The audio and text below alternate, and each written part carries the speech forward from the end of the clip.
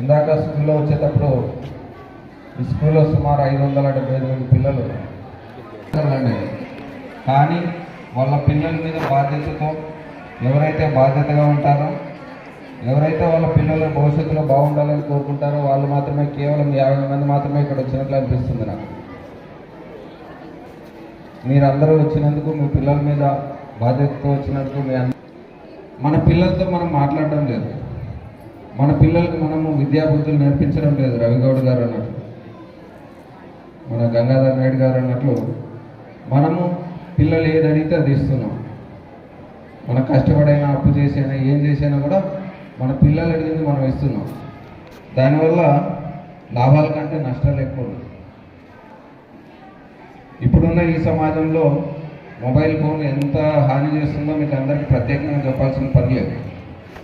కానీ పుట్టినప్పటి నుంచి 3 years నుంచే మనము మొబైల్ పిల్లలకు అలవాటు చేస్తున్నాం. ఏడిస్తే మొబైల్, అన్నం తినకపోతే మొబైల్, స్కూల్కి వెళ్ళకపోతే మొబైల్.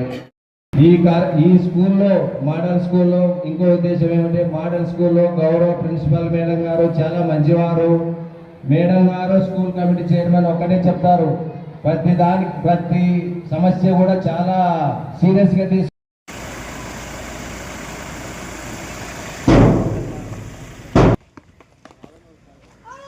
సార్ నమస్తే.